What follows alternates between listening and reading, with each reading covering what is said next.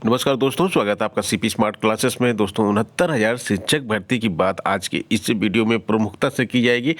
और 69,000 शिक्षक भर्ती जो कि एक घोटाले के रूप में उजागर हुई है सरकार के, क्योंकि जहां एक एक पद पर महत्व रखा जाता है कि एक एक पद की नौकरी जहां निकाली जाती है वहां हजारों अभ्यर्थी आवेदन करते हैं। बेरोजगारी इस तरह से है और छात्र दिन रात जी जान लगा के तैयारी करते हैं। वहाँ सरकार बहुत ही आसानी से कह देती है कि ठीक है, 6800 पदों पर हमने गलती से चयन कर लिया, सामान्य अभ्यर्थियों को चयन कर लिया। ये पद आरक्षित वर्ग के थे, लेकिन हमने गलती से सामान्य वर्ग के अभ्यर्थियों का चयन इस पर कर लिया।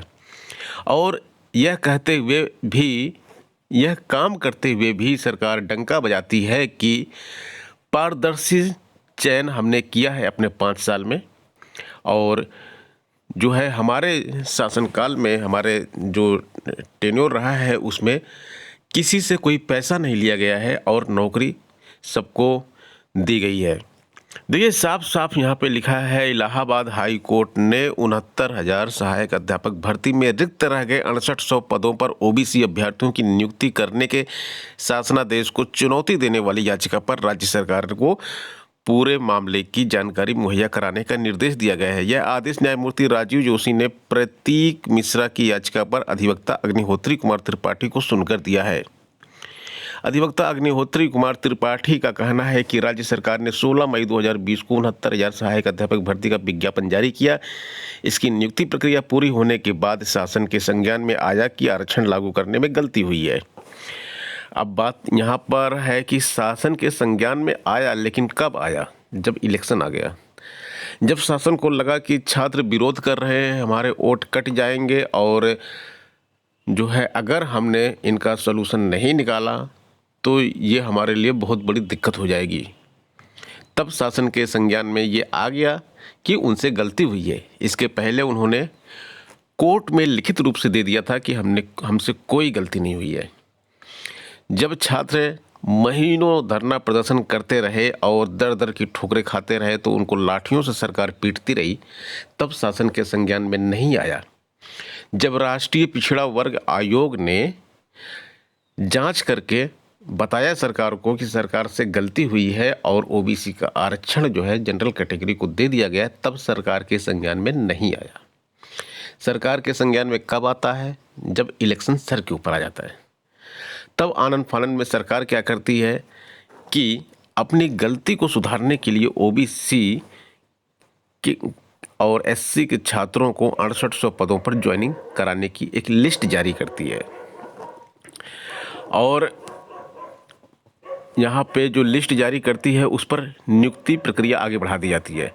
अब ये मामला चला जाता है कोर्ट में कि भाई जो 6800 लोगों को, जनरल कैंडिडेट को आपने अंदर कर लिया है गलत तरीके से, क्या उनको बाहर निकाला जाएगा? सरकार बोलती नहीं, उनको हम बाहर नहीं निकालेंगे, हम 6800 लोगों को और अंदर कर लेंगे, ज्वाइनिंग दिलवा देंगे। तो ये रिक्त पद जो पड़े थे 6800 ओबीसी अभ्यर्थियों की अलग से नियुक्ति कर दी जाएगी। अब ये बताइए, एक एक पद की, एक एक नौकरी की जहां मारा मारी है, वहां इतनी ब्लंडर मिस्टेक कैसे हो सकती है कि 6800 लोगों को ज्वाइनिंग दे दी जाए? और जब ये लिस्ट निकाली गई थी उसी समय से इस पर हंगामा हो रहा है कि लिस्ट गलत है। तब सरकार क्या अपने कान में तेल डाल के बैठी हुई थी या आराम से 68,000 लोगों की ज्वाइनिंग होने दे रही थी? और सरकार को क्या लग रहा था कि आम जनता और जो स्टूडेंट्स हैं वो शांत बैठ जाएंगे, उनका हक कोई भी मार के लेके चला जाएगा और वो कुछ नहीं करेंगे? मतलब सरकार क्या बिल्कुल निडर थी, निर्भीक थी बिल्कुल यह कृत्य करने के लिए?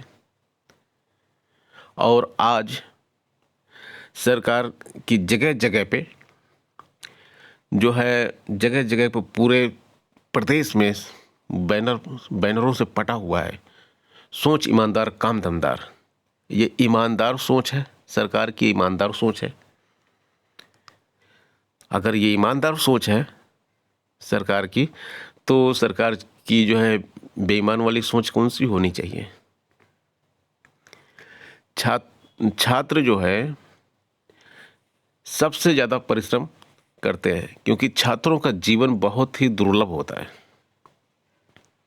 ना उनके पास पैसे होते हैं, ना नौकरी होती है, और केवल केवल उनके जो है दिल में एक सपना होता है कि किसी तरह से सरकारी नौकरी मिले। वहाँ एक नहीं 68,000 पदों पर जब धोखाधड़ी हो जाए तो उन पर क्या बीतेगी वही जानते हैं।